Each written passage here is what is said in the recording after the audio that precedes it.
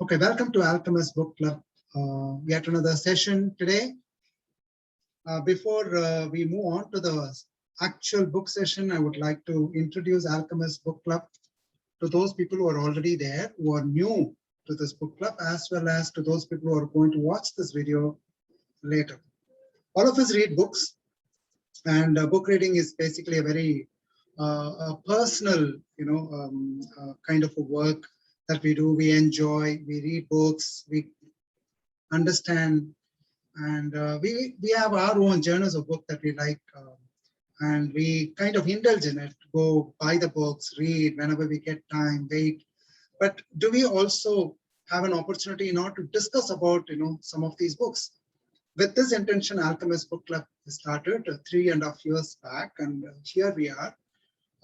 Every month it is taking a few books of various genres and discussing with the like-minded people on what the author is saying, what is this page talking about, and what is the story all about, what else is covered in this which I have missed to see, and also to discuss about if I'm interested in certain kind of books, what other books would probably be interesting to me, and things like that. Basically, topics in and around the books and the authors and the concepts and genres is what we discuss in this Alchemist Book Club. It's a free and open forum. People can come and join. And there is a WhatsApp group where you can come and share about what you're reading. You can write the quotes about the books, what you're reading, about the authors. You can ask for recommendations. And you can also clarify some of your doubts which you have in and around the books. We are growing. We are 100 plus member club. We have the meetings on the 2nd and the 4th, the final Saturdays, the 2nd and the final Saturdays of every month. We take up books of various genres, as I said, management, philosophy, mind, psychology, lot of books. And each time a facilitator is asked to present the book. So like that, today we are meeting, being the last Saturday of this month. And thanks for those who have joined. And today we are going to discuss about this very interesting book on Amazon Management System. And this book is going to be, okay. Is it audible now? Okay, I'll try to speak a little bit more louder. Okay, so today we are going to cover this book, Amazon Management System. This is going to be facilitated by Anil Kumar Pillai, who is a member of our club. So a little bit of an intro about Anil is what I would like to share. Anil Kumar Pillai is a graduate in civil engineering from BITS Pilani, and he had done his executive masters in management from SPJMR Mumbai. So he's having an experience in the field of construction for the last 27 years. And he is working for Ramco Cements, and he represents Ramco Cements in various BIS committee on cement.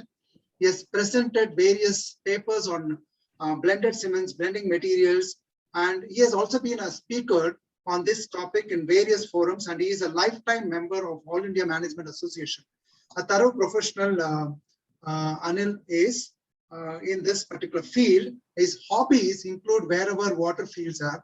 Okay, if you find an ocean, probably you'll be able to find Anil over there. He is interested in ocean swimming, surfing, open water swimming, and whenever there is no water, I think he does yoga in order to recoup his energy to go back to swimming. So that's what a little bit about Anil.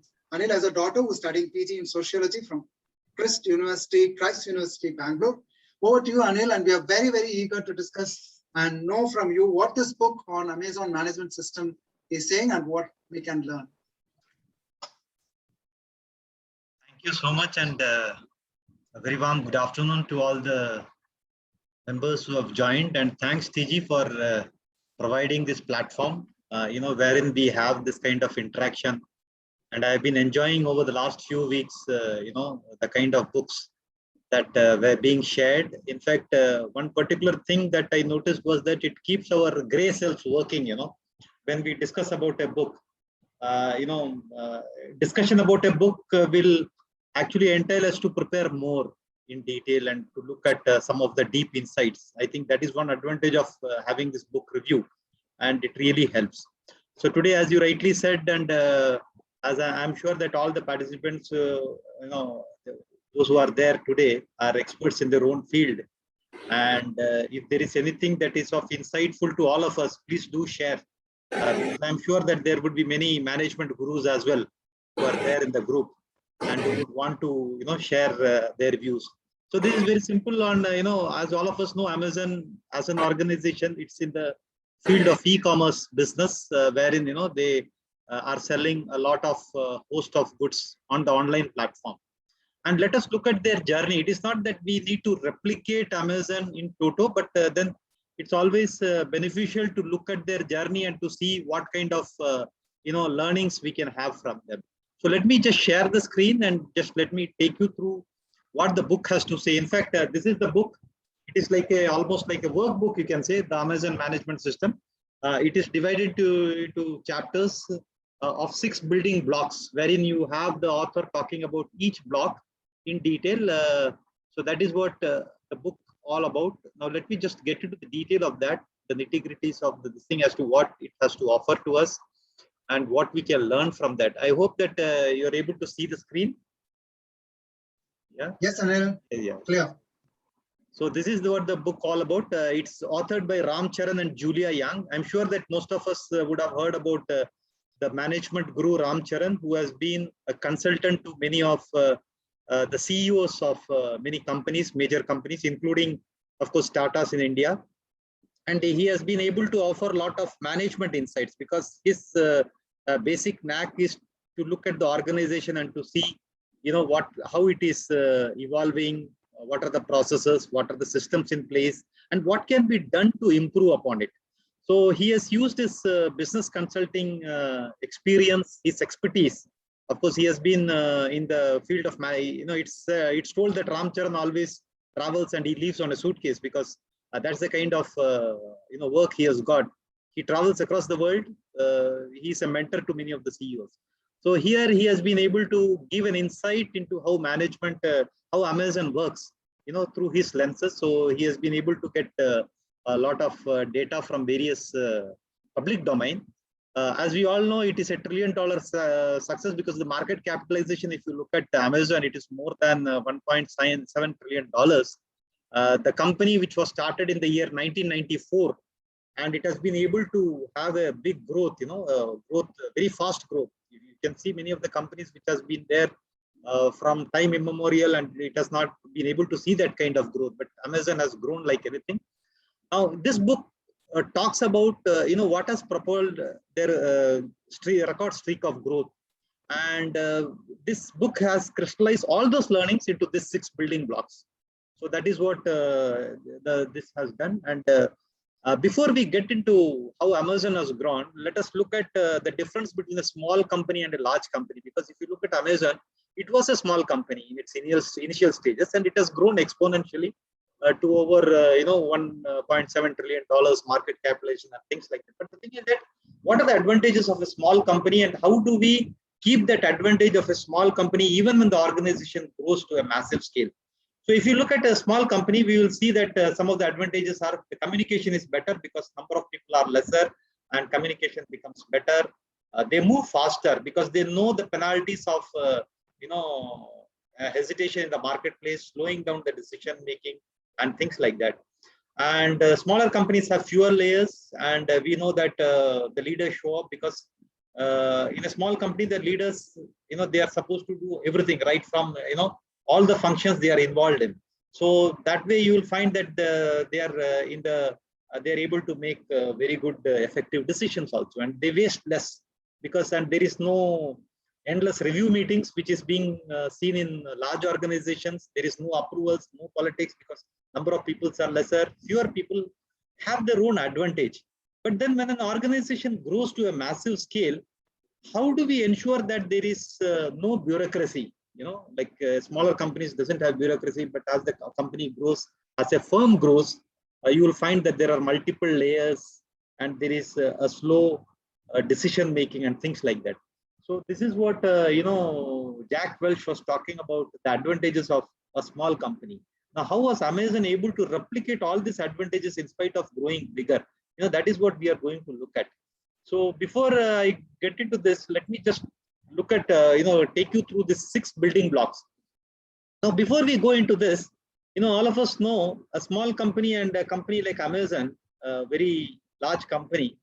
Now, how do you distinguish between a small and a large company? Any inputs, like, based on your experiences, if you would be having any notings that you have, or any kind of inputs that you would like to give, how it is different from your perspective? Because we see number of large companies, even in the Indian context, number of diversified companies, say the Tata Group, the ITC for that matter, well diversified, having number of business groups within the conglomerate itself. Like, say, for example, ITC, if you see, they have hospitality, then they have FMCG, the cigarette business, and things like that. So a big company like that, a conglomerate like that, and a small company, I'm sure that you would be able to make that distinction. Now, coming back to Amazon management system, the 6 building blocks, if you look at it, it starts from the customer, because they are obsessed about the customer as such. All decisions, everything is made by keeping the customer at the center. It is said that when Amazon has its meeting, or Jeff Bezos, the founder, has his meeting, he always has an empty chair, to represent the customer, because all the decision would be based on the customer itself. The second is, of course, if you are a customer obsessed organization, and if you want to make a customer obsessed business model successful, you need to have the right talent. And he talks about how he goes about hunting for new talent, retaining them, and things like that.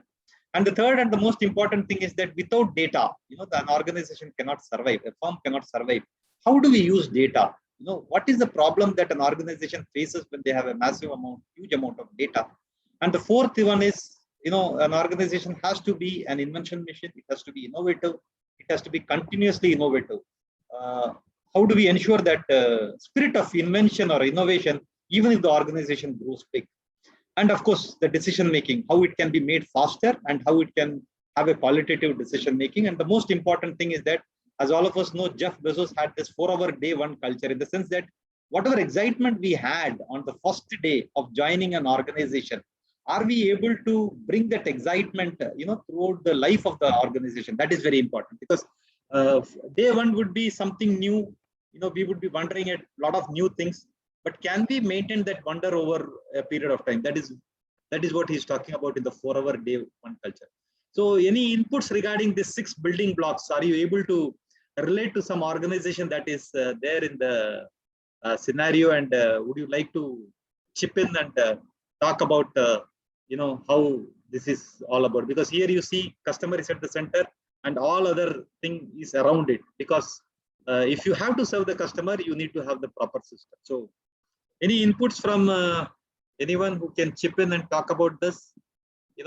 Does this make sense? These 6 building blocks, ranging from customer to the right talent, to data, to invention mission, being inventive and being innovative, high velocity, that is fast decision making, and a 4-hour day one culture. This is what we are going to look at. And Charan and Yang, they have devoted a separate chapter to each of these blocks. And another thing is that we can talk about this, but what about the implementation? What about the execution? We all know as to what are the things that make a company successful. But what is important is execution. Without execution, it is just a daydreaming. It is just an hallucination. So how is it that Amazon has been able to implement all this? You can have this as slogans, the 6 building blocks, but then having just this building blocks as slogans is not going to serve our purpose. We need to implement it. So how they have been able to do that? So this is what about the customer obsession. It is not only customer delight. We have been talking about delight of a customer, how to serve the customer, how to ensure the customer is delighted. But then Amazon has been obsessed about the customer. He has Jeff Bezos, if you see, he has been able to go beyond the limits of delight, and he is very obsessed about it as to how to create value for the customer. Because even if you look at the kind of business model that he's having, if you look at the history, how Jeff Bezos started, he was working in a Wall Street firm by the name of JB Shaw or some, the company like that. And there he was involved in some kind of quantitative analysis, and he was told by the founder to look at what kind of business opportunities are there in the field of internet in the year 1994. And he was able to spot at a figure where it was told that 2300%, and that 2300% is nothing but the percentage of the growth of the web that has taken place. So that set him thinking, and he was looking at how do we have that kind of growth in an organization. So that is how he went about thinking about the business model. And then he saw that, of course, internet can be a model where, you can sell a lot of things online. And that is where, he was keeping the customer at the center of the business model itself. And he wanted to give all this. As you can see, he wanted to give the selection, the choice to the customer. The customer reviews has to be unfiltered. That is what we see in online also. Because without any kind of manipulation, is the customer able to give an unfiltered review, which is not manipulated. Customization or personalization, as we look at it, based on each customer is taken as a segment.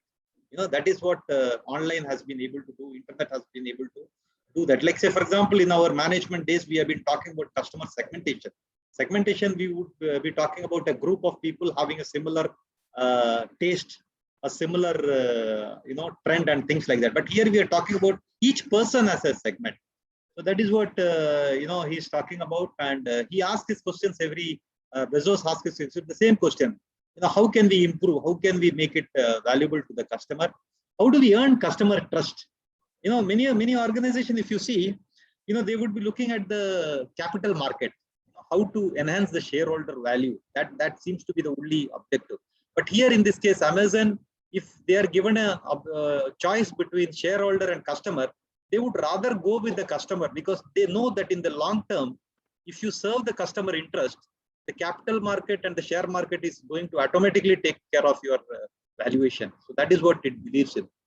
So any inputs on this, being a customer obsessed organization, you at every decision making, like having this empty chair in a meeting, that's what he's trying to. And even in terms of, say, for example, in a meeting also, he looks at various call centers, within how much time you are able to service a customer. So all his efforts are towards that. So any inputs regarding this, as far as being a customer obsessed is concerned? Anything? Yes. Yeah, Anil. So far into the discussion, what I understand is, first you started by saying that Jack Welch had mentioned about the characteristics of a small company.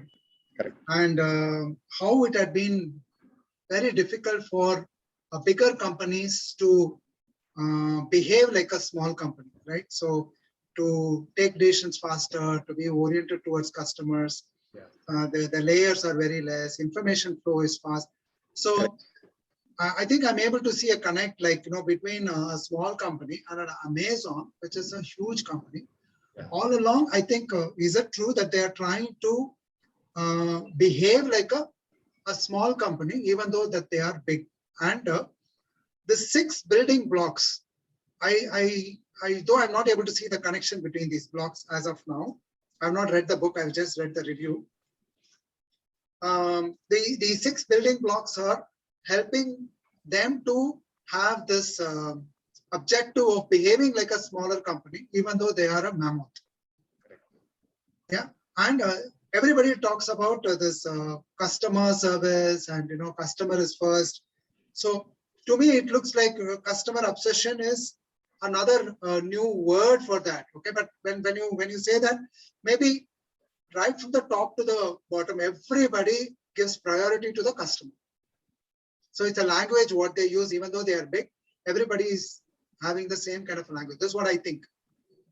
Even in a small company, like say 50 people or 100 people, to pass down this information that customer is first, it's very difficult. People may tend to forget after a meeting, okay, or after the quarter or yearly meeting, they'll forget and what is important, because we talk about profits, we talk about new product launch, but they forget about about the customer. So maybe here it helps them to reach right from the top to the bottom.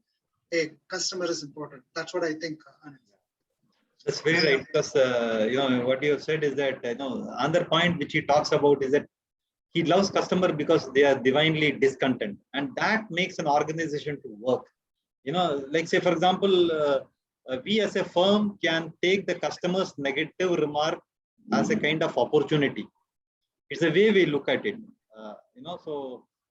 How do we make it implementable in our organization is what we are looking at. Any organization for that matter, they have their own challenges. As you rightly said, people talk about customer delight, customer service, customer obsession, but are they able to implement that is the question. And second thing is that the relationship between all the 6 building blocks, it's very simple. Like say for example, keeping the customer at the center, what kind of systems I need to develop in an organization so that I can fulfill that customer demands. Yeah, Anil, can I interrupt? Yeah. Babu, I think Babu at this point of time would like to share something. Yes, please. In case if he wants to share. Yes, Babu. Yeah, like hi. Hi. I have a question actually. Yeah, please. Doubt.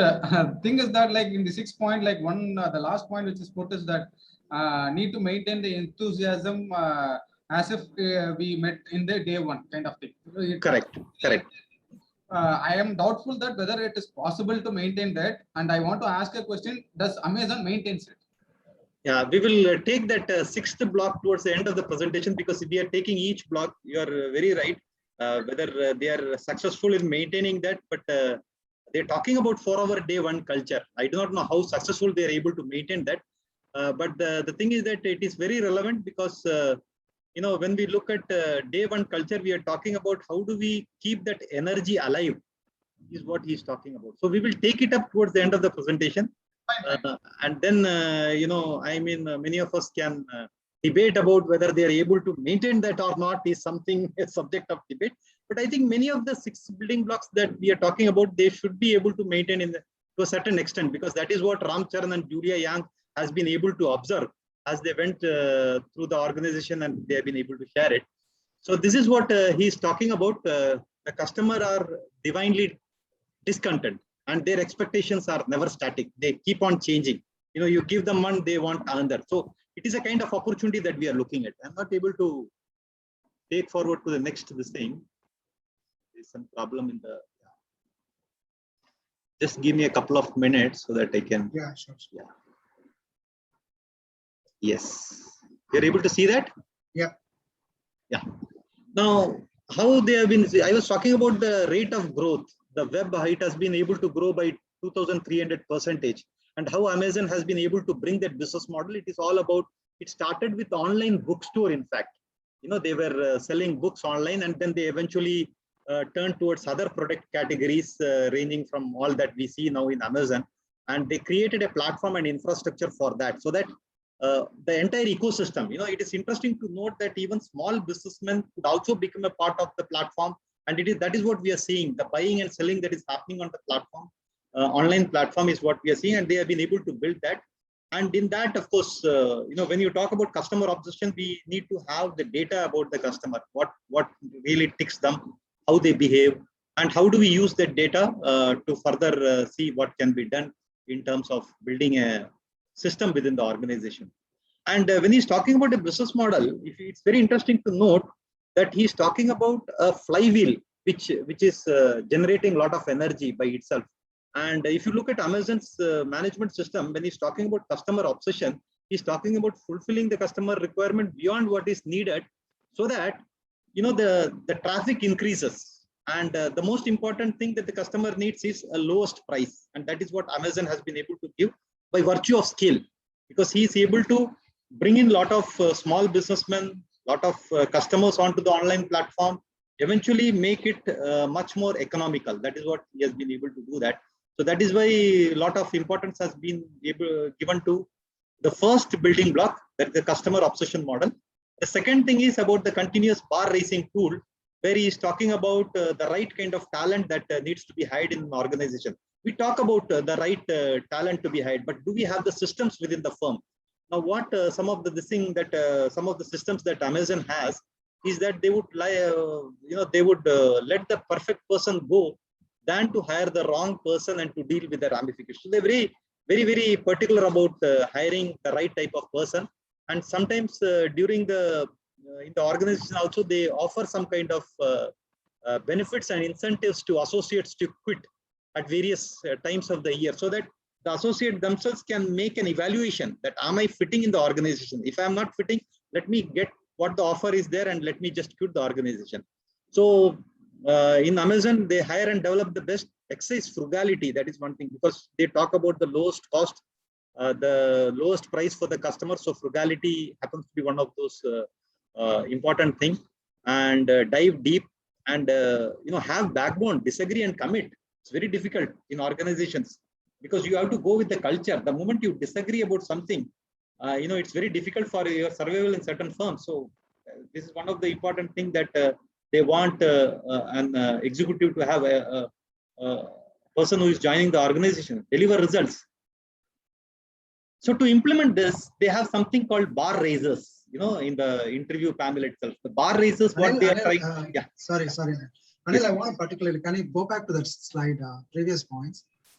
I think it's very important that we need to cover this, have backbone, disagree and commit. It's one of the key principle or, building block that they've used in Amazon.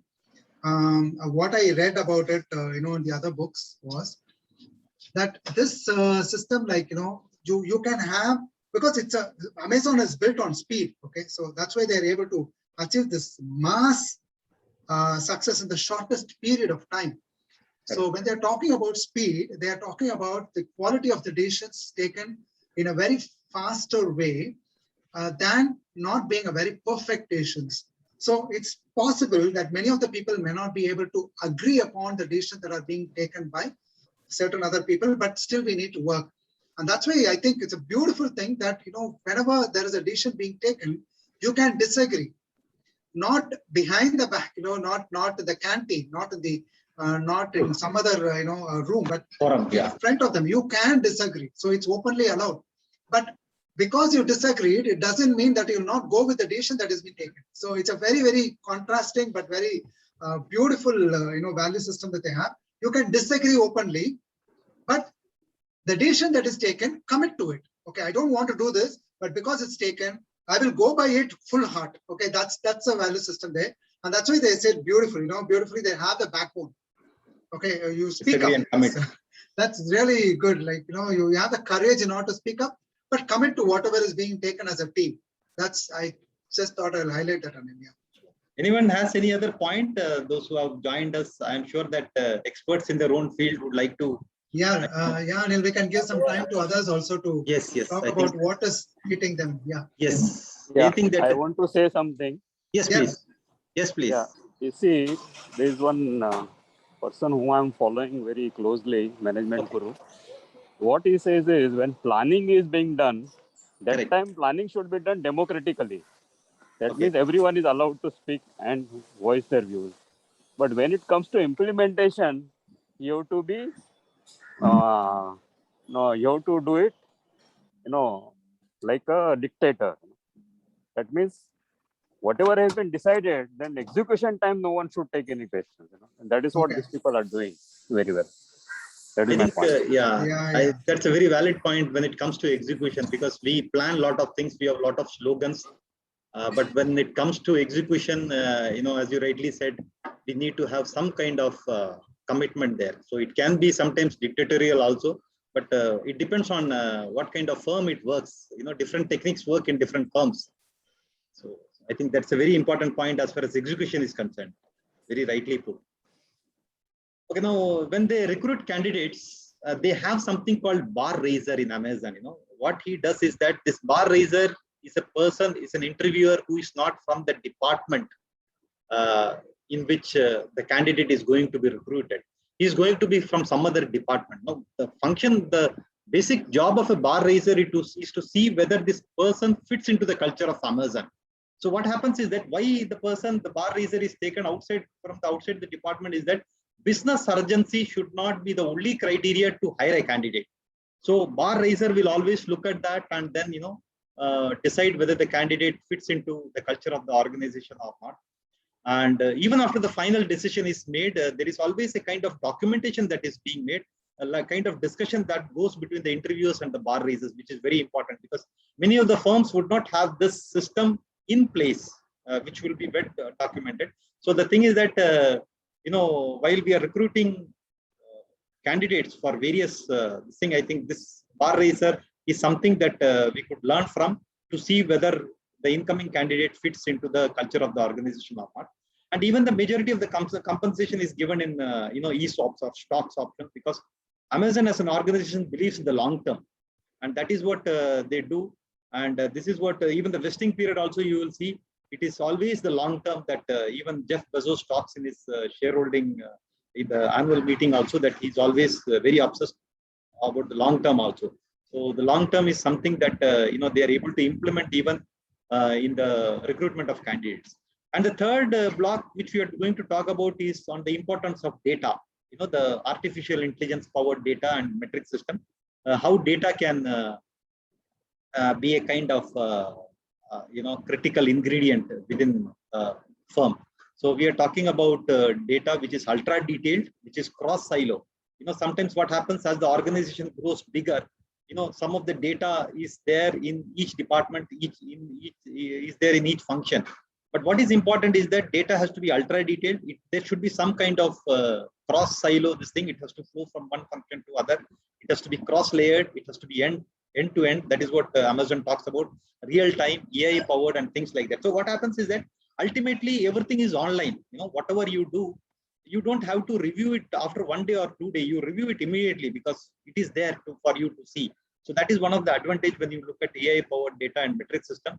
And of course, the need for physical supervision doesn't come. That is why, in this particular book, Julia Yang as well as Ram Charan is talking about the difference that we need to have from the traditional to an online business system, where, because of the digitization, the way we manage organization has changed. That is what he talks about. Say, for example, the business review meetings that they have, they talk about the kind of frequencies, the frequency as well as the focus that is there. They do away with lengthy presentation. In fact, one important point that is written in that book is that Jeff Bezos has done away with PowerPoint presentation. He doesn't believe in the PowerPoint presentation. He says that a 6-page narrative is what he's looking at before the meeting starts.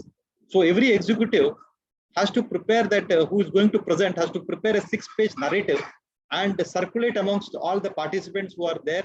And everybody is supposed to go through that 6-page narrative and then come to the meeting. That is where the element of focus comes into play, so that much of the time is not wasted.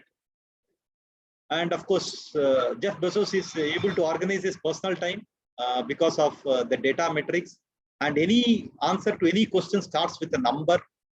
And this is what is very important, because everything has to be supported by some kind of evidence, some kind of data, some kind of metric. Otherwise, there is no buy-in for that kind of thing. So one has to really dive deep into the kind of problems that an organization face and bring out the numbers with that.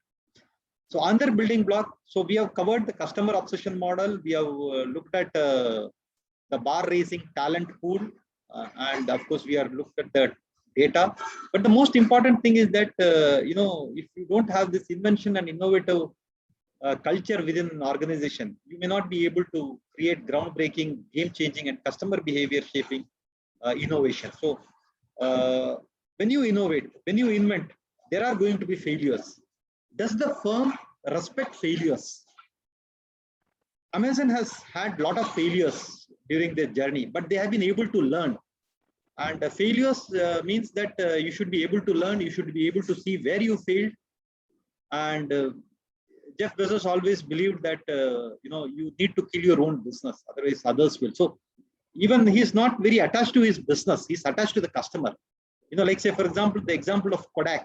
They were leaders in the digital, in the film, this thing, and then how they went bankrupt in spite of being a big organization, because they did not look at the changing customer needs.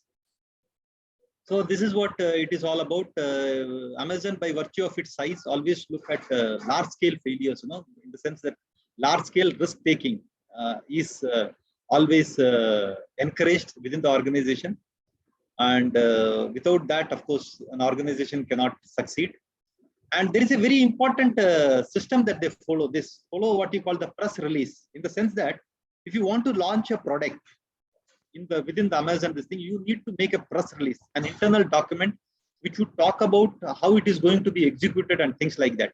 The entire detail, because the idea of having that exercise of press release is that you would be able to go into the detail of that, and if there is any hiccups or any kind of stumbling blocks, you can look into that. So that is the approach that they follow.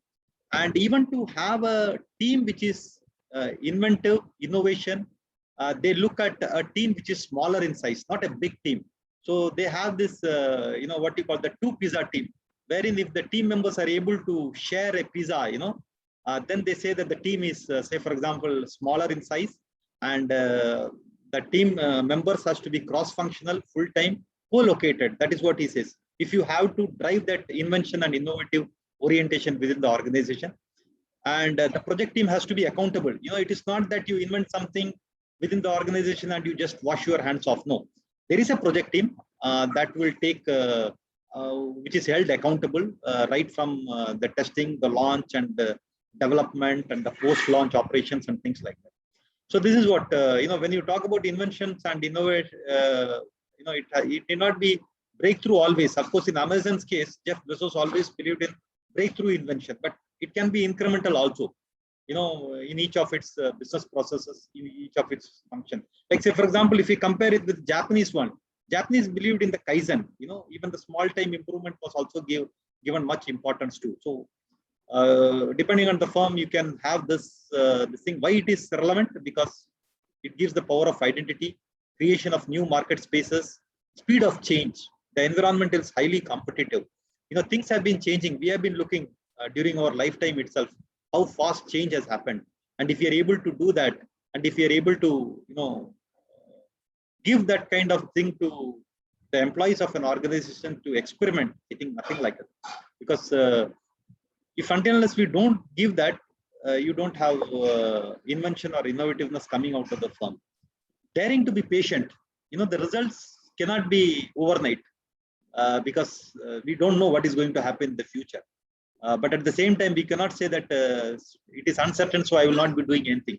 We need to have some kind of best practices as far as invention and innovativeness is concerned. Even in Amazon's case, we can look at the way they created an online book platform, and they were selling books online, and they have been cannibalizing their own business when they introduced Kindle or digital media. So it's very interesting to see that how an online book reading is going to kill their own business. But they were not concerned about that. They were concerned about the customer. So that is where the customer obsession is coming into play. They're not bothered about the business going to be extinct and all that. In fact, in the book, it is mentioned that the person who was given the charge of promoting online physical books, he was asked to look after the online book also by cutting off the physical books from him. Because Jeff Bezos always believed that you need to concentrate on a particular business system, because if you try to control both, you will not be able to do justice. So he wanted to promote Kindle, the online digital media, and at the risk of self-cannibalization. That is something very interesting to see.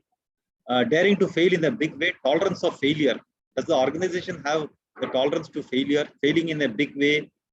Maybe Amazon would be, but industry-wise, certain other industry would like to go into a pilot experiment. And when we talk about Amazon, we think that it is a successful organization, but it is very interesting to see that they had 18 significant failures. And after the failure of Fire Phone, they have been able to, and they were able to develop Alexa and all things like that. So they were able to learn out of the failures. So a successful organization like Amazon, if it has 18 significant failures, we can understand how failures can take us in a big way in making the organization big. Of course, constructing the team for making it innovative or inventive, we have to have a total emotional team which is cross-functional, full-time, autonomous, creativity, inspiration through intense concentration, right team leader, accountability. Because many times what happens is that accountability is not there, end-to-end accountability. Then there is no point. Of course, innovation can be in any categories. It can be a product innovation, process innovation, service innovation, business model innovation, how a product is brought to the marketplace, Amazon, how it has been able to change from store to platform. Because initially, if you look at Amazon's business model, it was like online store only. Then eventually they were able to bring platform. They were able to bring a kind of ecosystem. So that is how they were able to innovate as far as business model is concerned. So this is what subtle trap that could break this invention machine is the decision making. So if you have to encourage the spirit of inventiveness and innovation, I think the next building block, which we are going to talk about, is very important. The high velocity and high quality decision making. Now, Anil, just let me take a pause here and yes, please. Yeah. Anybody who would like to touch upon invention, innovativeness that we have discussed? Or anything we have discussed so far. Yes. Or any other additional point which you feel that an organization in the Indian context also would be following many of these building blocks. I am sure about it. Since the book has been centered on Amazon, we are talking about Amazon's management system. I'm sure that there are many organizations in the Indian context. Anything that you would like to share? Anil, hi, this is Raj this side. Yes, please. I just have a small clarification, rather, I would say. You were mentioning that Amazon is hiring a person, and over a period of time, if they are not up to the mark, they are,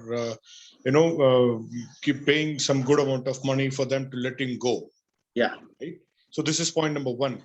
And right. Point number two, on the other hand, you were also mentioning that Amazon is looking to have a longer partnership as well, you were mentioning. So it's a kind of a contradicting information is coming up, which is what I feel from the way you have explained it. I might have missed something. Probably I feel this is kind of a contradicting, which I from my point of view. So probably if you can shed some light on it for a better clarification, that would be real help for me to understand on that point. Thanks, Thank Raj.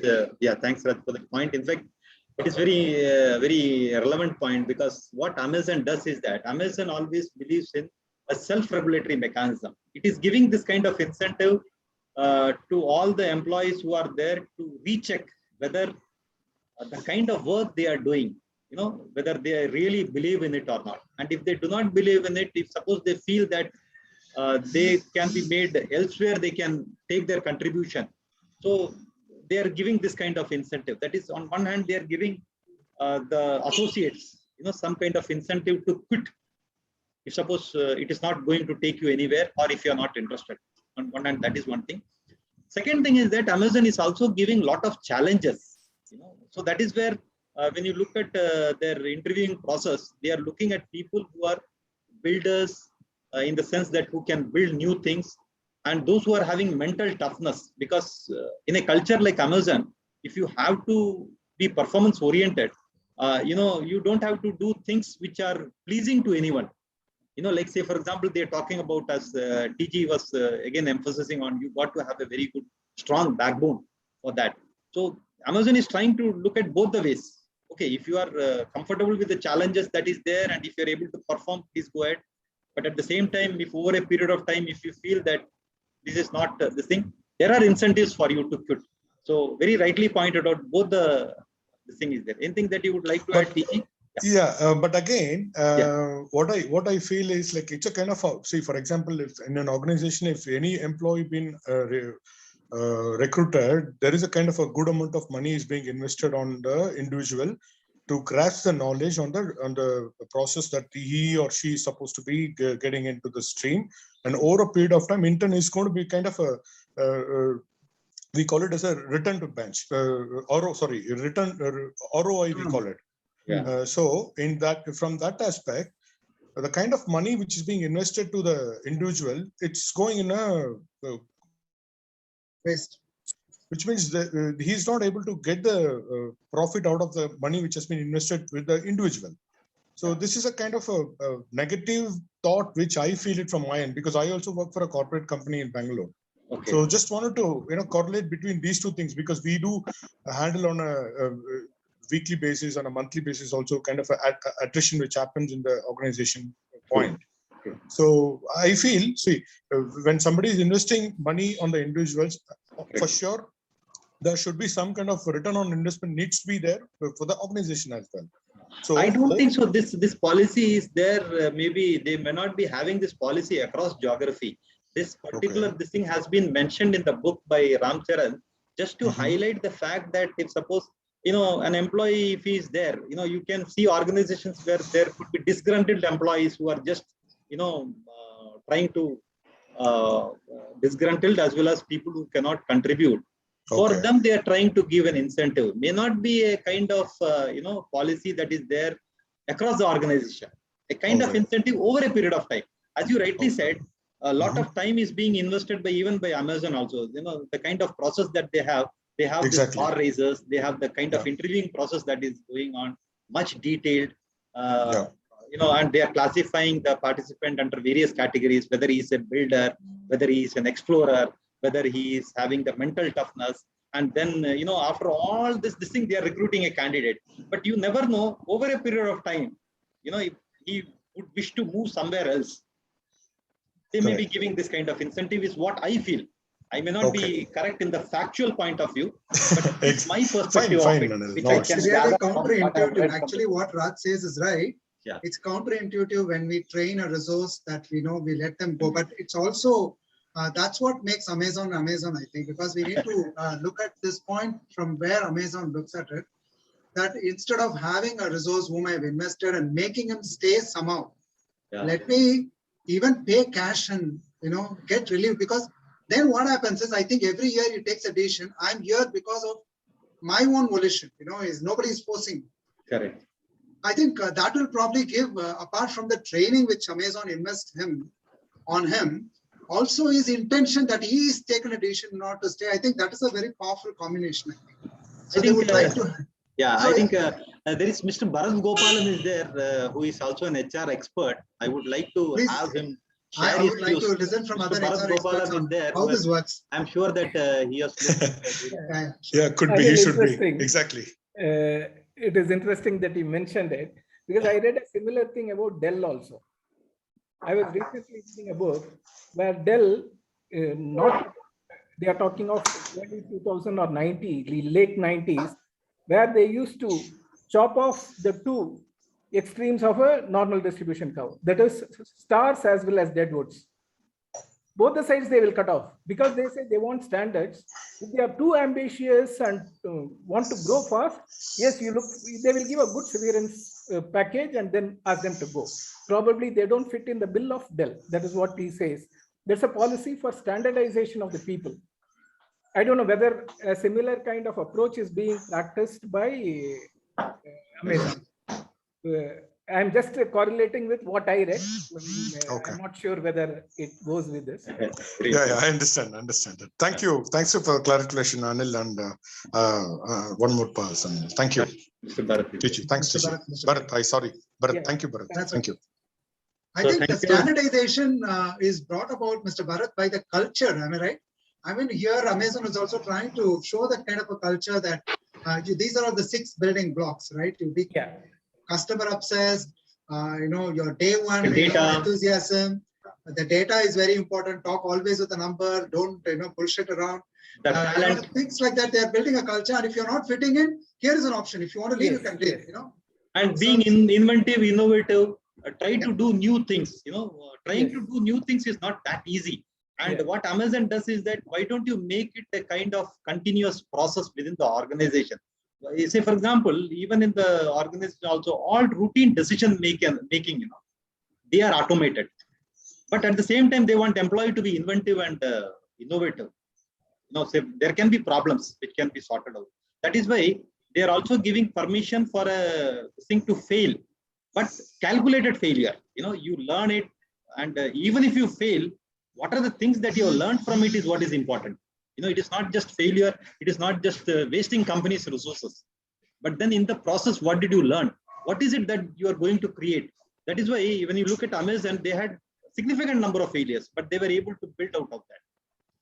So let us go to the, Thanks you, Anil. Next building block from, say, for example, from invention and innovativeness on how we can make the decision making faster. Because high velocity and high quality decision making, very often we find in traditional organizations, there are a number of layers. And the moment you have some kind of invention or innovation, and if it takes time, there is a kind of frustration that creeps into it. So how do we ensure that decision making can be made faster and qualitative? There are two kinds of decision that he talks about. One is the type 1 decision, which as a senior executive, one has to take, because the job of a senior executive is not to take 1,000 decisions, but to take that significant decisions. That is what he is terming as the type 1 decision. The type 2 decision that he is talking about is one is which is changeable, reversible, maybe routine kind of decision. And he says that, like say, for example, in the last book review, also TG was talking about Blink.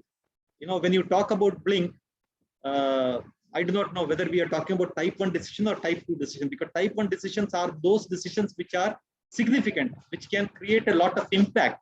Type 2 decisions are reversible. So do we have to wait for more information? So they're talking also about the kind of information that you need to have to make the decision. He says that if you wait for 100% of the information, then you might be slow in the marketplace. So how much of information should you have so that you take a decision is what Amazon is also talking about.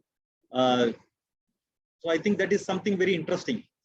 And when you talk about decision, you should not be very slow. That is where Bezos also tries to bring in his personal this thing and says that when I am 80, I want to have minimized the number of regrets that I have had in my life by not taking a decision in which I could have taken. And if you are good at course correcting, being wrong may be less costlier than you think. And great memos are written and rewritten, shared with colleagues who are asked to improve the work, set aside for a couple of days, and then edit again with a fresh mind. So those kind of things, those kind of practices are there. This is how the meetings are being done, not with a PowerPoint presentation, but with the kind of memo that is being written, which is a kind of narrative. And as he says that writing a memo is not that easy. It takes number of weekends. You write, you rewrite, you see that whether everything is included or not. In fact, Jeff Bezos also says that when he reads the memo, he would be reading the first page and he would be having a question at the margin. But when he goes to the third or fourth page, he will be getting the answer to that first question, which may not be possible in case of a PowerPoint presentation. In the first slide itself, we will be having a lot of questions to be asked for, because the answer to that questions may be there in the 6th or 7th slide. So that is why he is promoting the idea of having a memo with a narrative in it. So that you can have a meeting which is having a clear decision, which can be implemented and all that. And this is what the most important building block that comes into it for our day one culture, how it can be implemented, as was told by Mr. Babu, I think at the initial this thing, how we can implement it. True customer obsession, yes, has to be there. You have to give customer important, you have to look at his problem. So that will make you much more enthusiastic. It will make you wonder.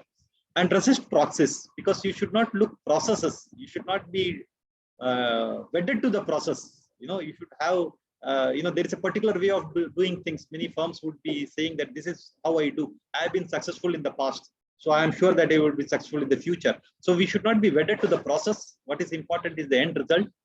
And embrace external trends. We have to see the external trends. Like say, for example, this pandemic itself is a very good example on how it has forced us to change. And high velocity decision making is something that Amazon is talking about. You cannot be slow. The moment you are hesitant, somebody else has already taken the place. So that is where Bezos again talks about the bureaucracy in a large organization. The middle management, he says, is what acts as a bureaucrat sometimes. Asking a lot of questions, and in the process, maybe the frontline staff may feel frustrated. And the top management may not be able to take decisions because there is somebody that C and D players are there in between. So the mission and the vision of Amazon is that, they want to make it the best economical pricing for the customer, the value added, customer-centric organization. So for that, what all can be done is what he's talking about. So these are the 6 building blocks that we thought that we would share with all of us, so that it is not important. What Ram Charan and Julia Yang says is that we are not here to advocate a blind replication of everything in Amazon management system. What works for you, what fits you and your business best. No one has the perfect answer. You will have to experiment, iterate, and invent your own. That is what, again, he reiterates that. But of course, this book is all about, seeing that how we can implement all that. Just a few incidents just to show how they are obsessed with the customer. Just I would like to bring that. In fact, in a meeting, when Jeff Bezos wanted to have that, how much time does it take, for clearing the customer queries, and one of them said that it takes under a minute. So you will find that Jeff Bezos, in the middle of the meeting, he called that number and he wanted to see how much is the wait time. And after 270 seconds, that is after about 4.5 minutes, the call was picked up. So you can just see that somebody is under the impression that under a minute we are able to clarify it. But then Jeff Bezos, in the center of the meeting, he invested 4.5 precious minutes of the entire executive meeting on this seemingly trivial detail. So Jeff Bezos wants to show that how we can be obsessed with the customer, just to see how much time it takes, because nobody is coming to the call center for a friendly chat. It is for clearance of a frustrating problem and things like that. So he wanted to demonstrate, no task, in fact, is so trivial. So he always believes in this concept of giving, the employee a kind of this thing, how it can be implemented. So he wants evidence for everything. And the moment you tell him a number, he's there to prove it, whether it is right or not. So I think that is one of the effective coaching in the moment, rather than, look at take time of it and take it sometimes later. So this is what all about Bezos. He always believed in the what, how, or why of what they do. They must understand all the three and respond effectively, so that the customers as well as the shareholders are taken care of in the long term.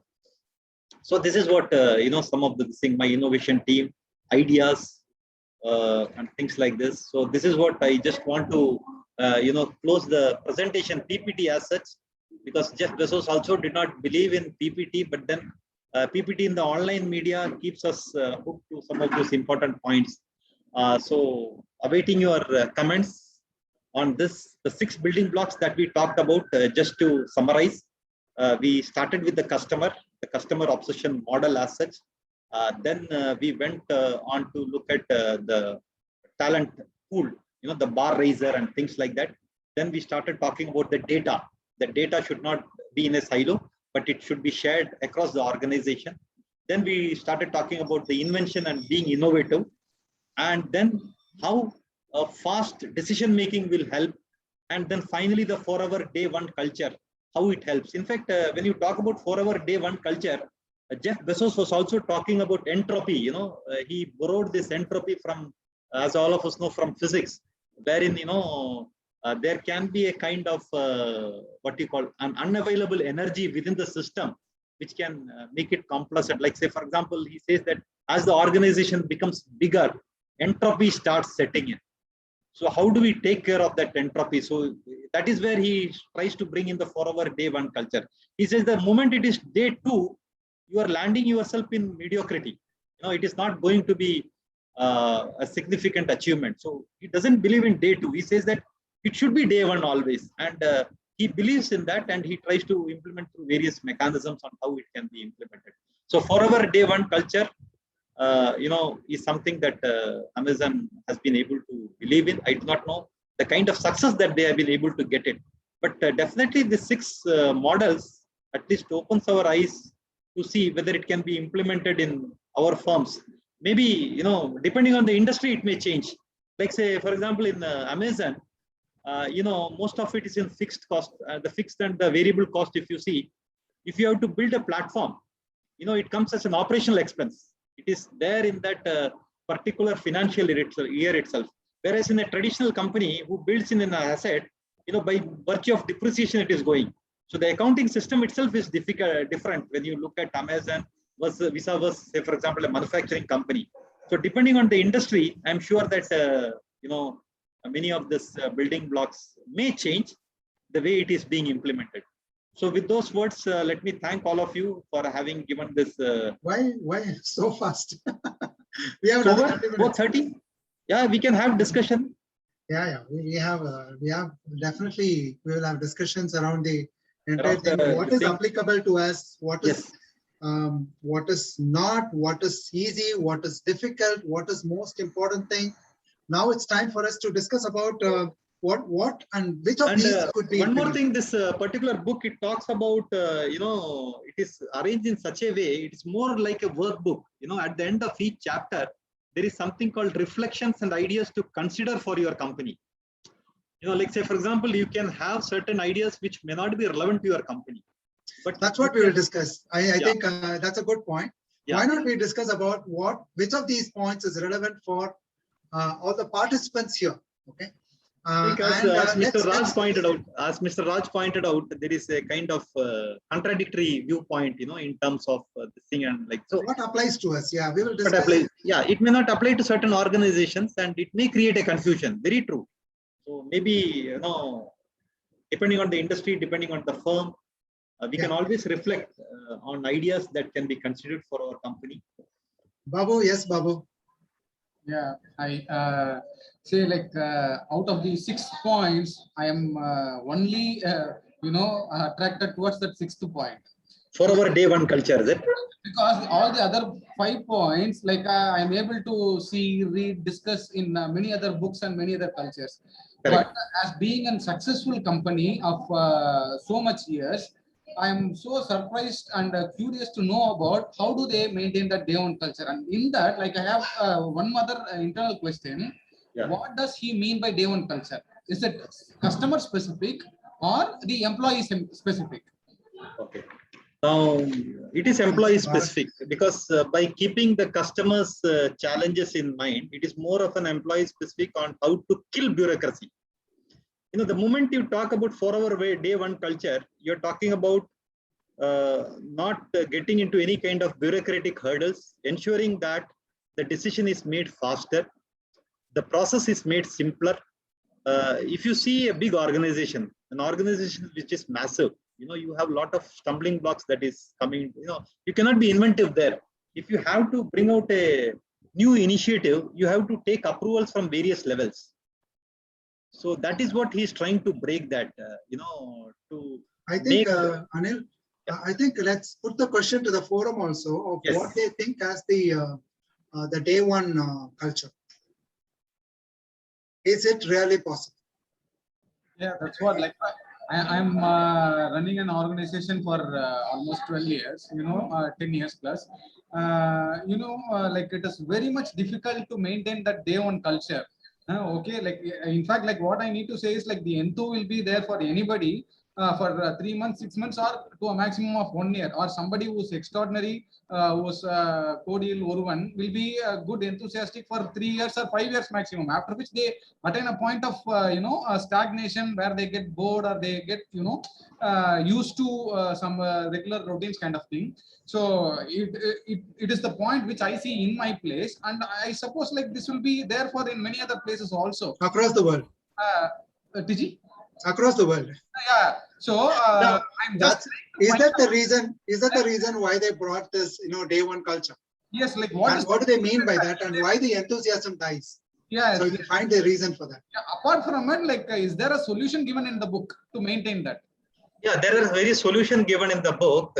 Before that, let me also ask Mr. Bharat Gopalan, so, he would be able to, because being a psychologist and being a management expert, I think how to maintain that 4-hour day one culture is something, I'm not sure, Anil. Thank you for pulling me in. But again, what I am able to relate to is what Jack Welch said. Welch said. Yes. He said 4 E's. Yeah. First is energy of the leader. Yeah. Second is energizing others. Leaving out other E's. These two. As a leader, if you are able to exhibit the energy, you will be able to energize others also. These 2 E's are important. I think when we talk about this 4-hour day one culture, probably he's talking about that energy and enthusiasm, keeping it alive all through. And that comes from the leader. If the leader is able to exhibit and display that energy, and is able to not only display, but also energize others, I think that is all about day one culture. That is my understanding of this. Great. Probably other characteristics of a day one culture will follow once this is there. I think that's an excellent point. That is what, see, how to energize. Say, for example, how to energize that. Do we have some kind of vision or mission? Many organizations do not have the vision and mission itself. So how are we, see, like say, for example, this 6 building blocks, as I was telling, it can be a slogan within an organization. But how are we able to bring it in the day-to-day functioning of an organization is very important. So to make that relevant, what kind of processes are there in the system? Like say, for example, in Amazon, they always talk about simplify the process. Like say in invention and innovative team, if you see the kind of team that they are making a small team. That is what they are saying, the 2 pizza sharing, the team should be small. The members should be taken from different functions and they should be accountable. They should be accountable to the results. And once the team hits upon an idea, it is not that, now our project is over, now let us wash our hands off and go. No, they have to ensure that it is implemented in the organization. And please understand, this innovative or invention team has members from different functions. And it is not just a committee kind of thing which is there in various organizations. It is a team which is accountable. And that, I think, drives the person to create new things, how to bring out innovative ideas in various, not only in product, maybe in systems. And what are the learnings that one had in the failure? Anything that has to be tried through numbers. What is it that you are going to try? To which customer segment? What is it that you are trying to fulfill? In case it fails, why it has failed, where it has failed. Data. I mean, all this gives us energy rather than just being a kind of, okay, it is a part of the process, let me follow that, a routine kind of this thing, which will not be that much stimulating. So what is that new thing that can be implemented? Yes, as Mr. Babu said, it is a challenge for many of the organizations because every time you cannot bring something new, So what is, how much can be done is what is it's a very difficult to implement actually in an organization. Very true. But then it is difficult. But again, if you look at the day one, look at our own career on a day one in any company, we are curious to learn. We are interested in meeting people. We are highly energized. We are asking questions. All this, if we are able to repeat on a regular basis, trying to understand, trying to learn all the time, I think that is about innovation or the day one culture. No? Thanks, Bharat. That's a very important point. In fact, Bharat Gopalan himself is an author of books. He was talking about, breaking the boundaries. I'm sure that, when you talk about breaking the boundaries, you're talking about forever day one culture. So in that book, he has instilled a lot of ideas from various sources. So I'm sure that is why he has been talking about that, How do you break our boundaries, okay, on a daily basis? Something for another day. Yes. Let us discuss this. Yes. Yeah, and adding to Bharat's point that what is remaining in day one and what is missing in the day 30th or day 360th is that an attitude of I've already tried this. Yes. I know it and it works. It doesn't work. And this is the way it must be done. Okay, this is how we have been doing always. Yes. So all these kind of things also are the blocks for the next set of people in order to try new things. So I think day one culture is to question whatever we have done, why it worked and why it didn't work, and bring a newness into the implementation. I think so. I think this point cannot be looked as a very naive point because it couples with another important building block what Anil said in terms of the data. So the data is the foundation that on which we are building, right? So the data is there to support that we are not new. The data is giving us all the kind of insights from the past. But you be new, okay? You bring that attitude that you are new, fresh, day one, okay? Don't think that what has worked in the past will work and what will not work in the past will not work. But go with the data. But you bring the freshness. I think if you couple these 2 points, I think something new is emerging to me. I'm not able to articulate. And then have the backbone to disagree is something again, Amazon's system. He says that you don't have to please anybody. If you have the evidence, if you have the numbers, please feel free to disagree. Provided that's openness with which you can talk, and all the cross-cultural ideas can come forth. So that everybody is, looking at how we can bring that day one energy into the, making of the company. And another aspect is they say that don't look at the competitors, because look at the customer. That is where the customer obsession model comes into play. Many times what happens is that firms will have the tendency to look at what their competitors are doing. The competitor has brought out a new product, so let us also try something in the similar sense. Rather than doing that, he's looking at the customer. Yeah. So that is where the customer obsession comes into play. So the customers, many times customer is not able to articulate what he needs.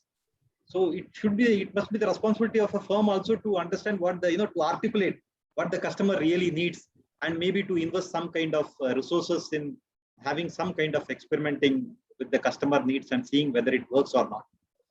I think that is where Amazon has been able to do a lot of iterations, lot of experiments, lot of failures, and even in the annual statement, if you see in the annual report, what Jeff Bezos says is that we have failed in the past, and we would also love to experiment new things. It is not that we will be shying away from doing new things, in which there can be a possibility of resources, can be at times. But the thing is that what is the learning that you do? That learning itself is a kind of newness that comes, and it ties. It links with this forever day one culture, I believe.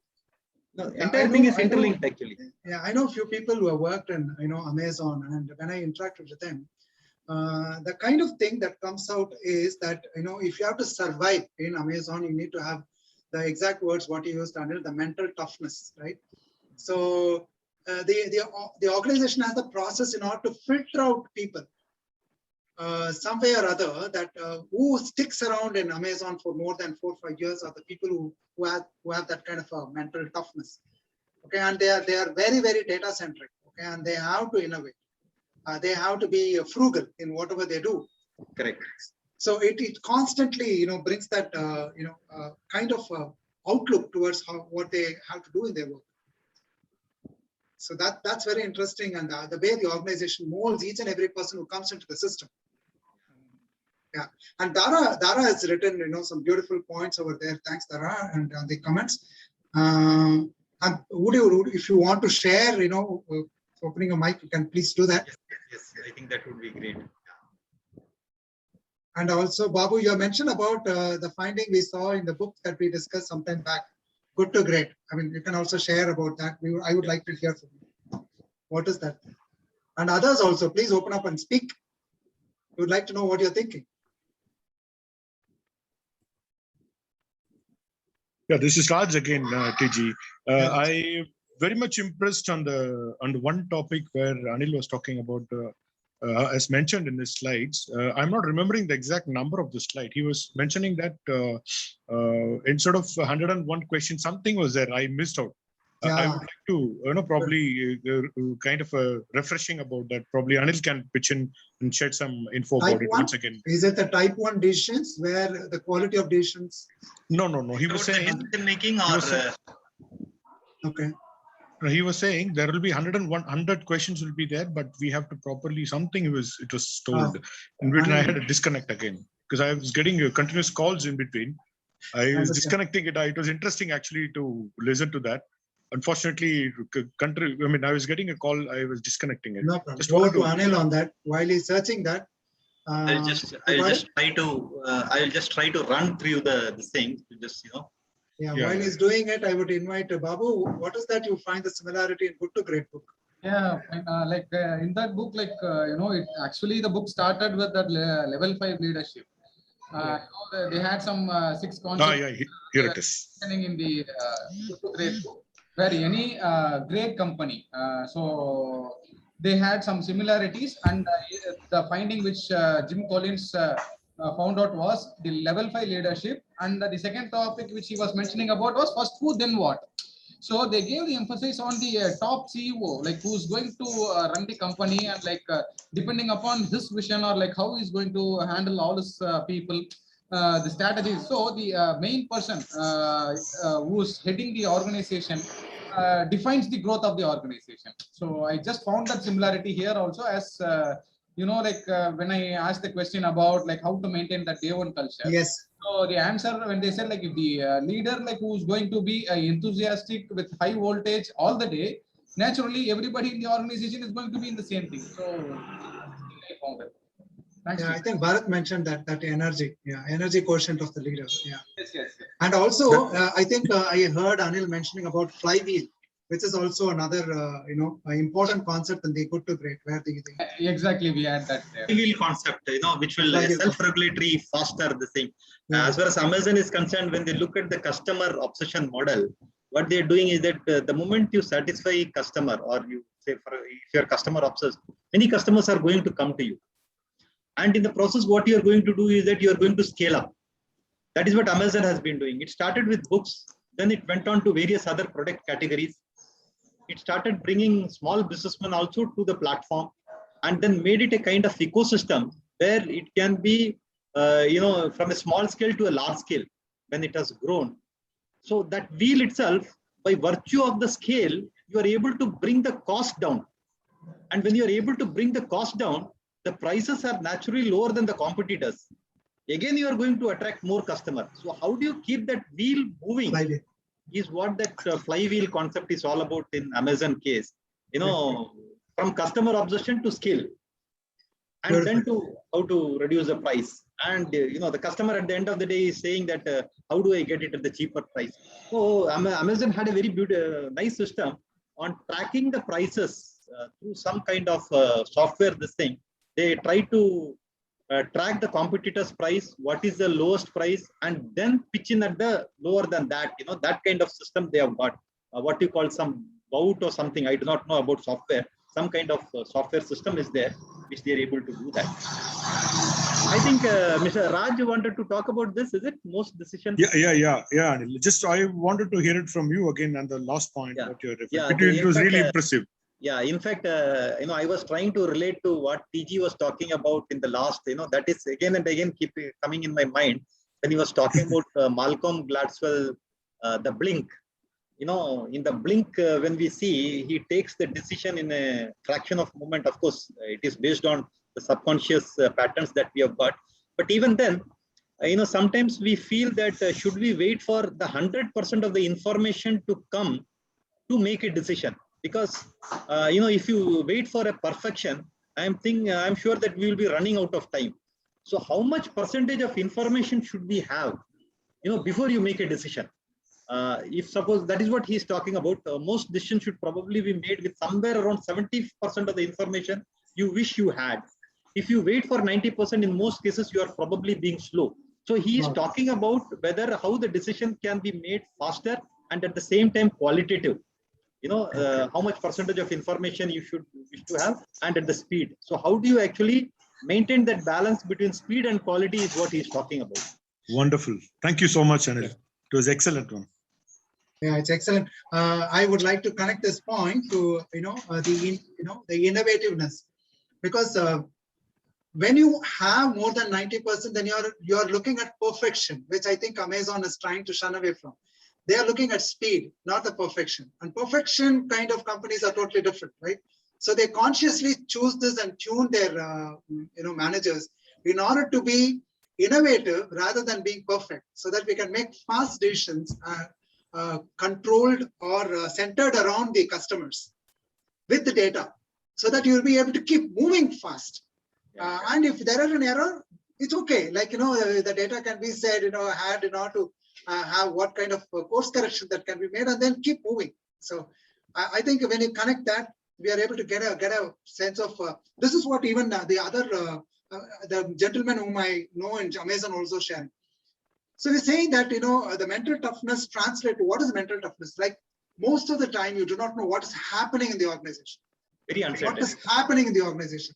It's not clear. There is no clarity.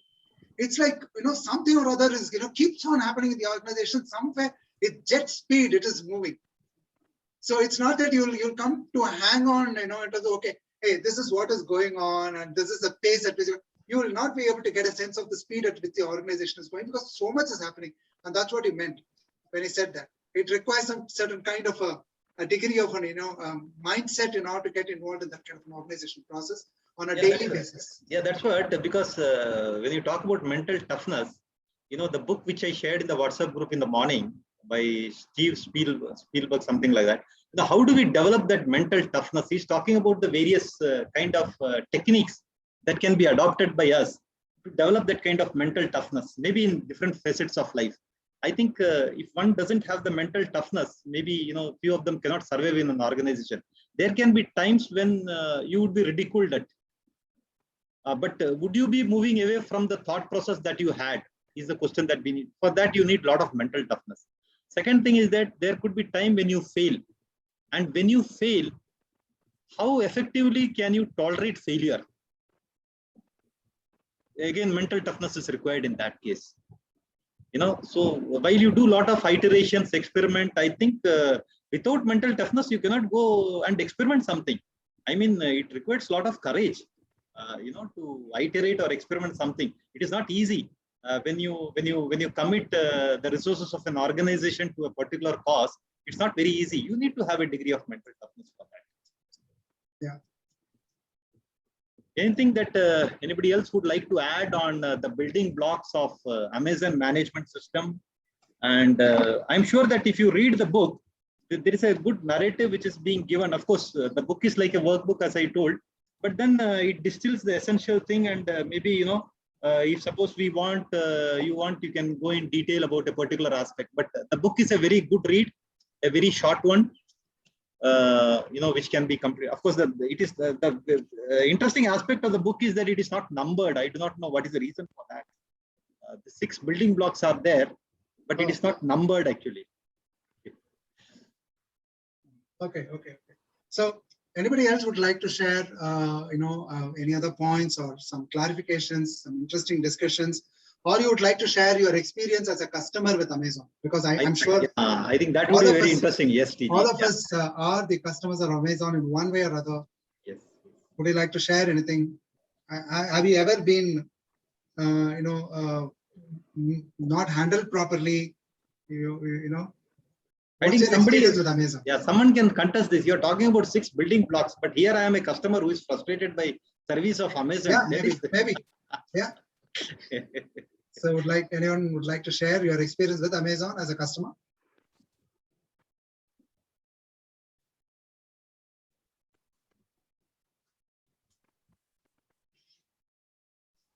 Okay. So nobody has any complaints about Amazon. So maybe they are really customer obsessed and. I'll tell you, I have got. Yes, Rajesh ji. Yeah. I bought some item and it was showing that some particular party is selling it. They said Delhi. And when item came, it was a wrong item. I mean, not wrong item, but it was not up to the mark, because quality was very poor. So, but then I noticed that while I was trying to return it, some other party's name was there. Oh. So I said, how are you allowing such kind of things? Like one person is saying that he is selling it, and when actually it happens, it's the other party. I think we are not able to hear you properly, Rajesh ji. Okay.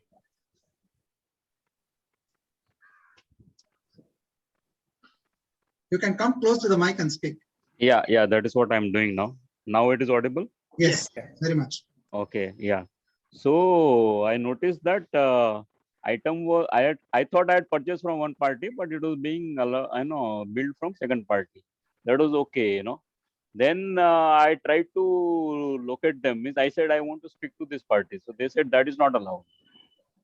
You cannot speak to the party directly unless that phone number, unless we tell you. So that is not allowed. Then their address was wrong. That is what I noticed.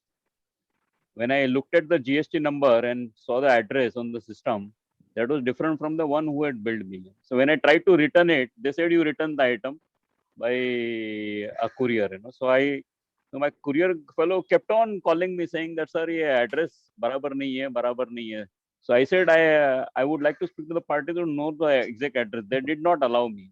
So item came back. Oh. And then it came back to me. Then I said, what is to be done? I asked Amazon. They said, you do one thing. You resend the item, but send to speed post. Same address. You send through speed post. So I sent through speed post and it amazingly, it reached them. So that means that party was doing some hera-fairy and they had arrangement with a local post office. So post office fellows exactly knew, where this party is located and they went and delivered. And I brought it to their notice saying that this is something wrong. First thing is you should not allow second party to some other party to bill. And second is that they are giving wrong addresses and all that. And we are not allowed to talk to them directly. This is absolutely wrong. So I was really pissed off. But anyway, at the end, they returned the money and then I was happy. But then I had to go through so much of trouble. Even the money which I had spent for sending it twice, they reimbursed to me by way of Amazon Pay amount. So at the end, I said, "Theek hai." But this was a Okay. bad experience. Oh, okay. There is no customer support engineer of Amazon sitting here, so nobody could answer that. But We have gone through the book, that's it. And having gone through the book, I can say that there are policies in place for us, rightly pointed out by Rajesh ji. Customer refunds are there. How much time, that is what Jeff Bezos was talking about, how much time does it take for you to redress a customer query? He was talking about that. When somebody says it's under a minute, he found out that it takes almost 4.5 minutes at that particular incident. And then he was trying to look at, we should be redressing the customer queries within the shortest possible time. What exactly is the metric? And another thing is that, what is the kind of refund process that we have got? And there are processes in place where a dissatisfied customer can always, kind of voice their opinions, their problems, and get the refund. Of course, the kind refund of mental policy trauma is that- so very flexible in Amazon. I mean, you are Yeah. right. It's so flexible. They're not bothered about it. And sometimes when I try to return on a product which I got, they said, it's not under returnable category. So we cannot send somebody to even pick it up because it's not worth the cost. They have categories like that. And they said, you can keep the product or you can, no, they didn't say that. They said, we will refund the money. Then I asked them, what do I do with this? They said, you can please dispose that off. Okay, we don't need it. But we'll refund the money. And it was refunded. So they do all these kind of calculations. So it's not that they are not financially, fools, foolish people. They are very, very calculated, data driven. At the same time, the refund policies are very, very friendly. I think they are building on the customer trust to earn more money. True. Building on the customer trust is what they are looking at. Yeah. And that is where I think this customer obsession itself, I think they are able to implement, because when you look at the kind of products that are there on the platform, the kind of magnitude that they are dealing with, and the kind of policies that they are able to implement in spite of having so many product categories, it's very difficult. If suppose you have a few multiple product categories, we know the kind of challenge, to deliver it, to ensure that it reaches on time is something very difficult. But Amazon with its management system, if it's able to deliver so many kind of products, they are always looking at opportunities to interact with the customer and to see what his requirement is. Probably, I think they would be, in fact, if you look at this thing, they already have introduced this kind of system where the store should be without a cashier. You pick up the item and just you walk out of the shop is something which is innovative. We always had this problem in our mind that whenever we step into a store, why should we stand in a line? Just pick up the item and just walk out, and it is automatically debited to your account. It's as simple as that. And Amazon has been able to do that. So what I'm trying to say is that they are always wanting to interact with the customer to see where the pain points are there and to see if suppose a new system can be developed. Like Amazon Go, what they call it, where without cashiers in a retail store. Yeah. You just pick up that and just walk out. Yeah, then they can grade the customer then. Who is walking out, without paying or cheating. And things. So the data is there to help them. Who is a good customer, who is not a very good customer. So that's how they leverage. And even I think that is mentioned in detail in the book. You will find that the customer, the moment he picks up an item, it again has this thing. And if he sees the item and then keeps it back, it is not billed to him. That kind of system is there in the place itself. So it's, I think, foolproof. I'm sure that after a number of iterations, they have been able to develop that kind of system, wherein the customer convenience is at the forefront. Great. So one of the biggest, platform which I enjoy of Amazon is also Audible, which is basically book. You can listen to the audiobooks. Okay. Yeah. Yes, Rajesh ji. Yeah. See, Amazon is not only about online selling. See, they are into business of even this internet spaces, that means people, Amazon Web they Services, host, AWS. Amazon Web, I meant AWS. AWS. So is Yeah, there the any server mention in space. the book about AWS? Yes, it is talking about AWS also. So Amazon is it Web the Service same thing there, or it is? I'm sure because business model is very different there. It No, must be what some they're other talking thing. about in the book is they're starting from the stores, then they talk about unstore, they talk about platform, then they talk about Amazon Web Services also, the kind of, as you rightly pointed out.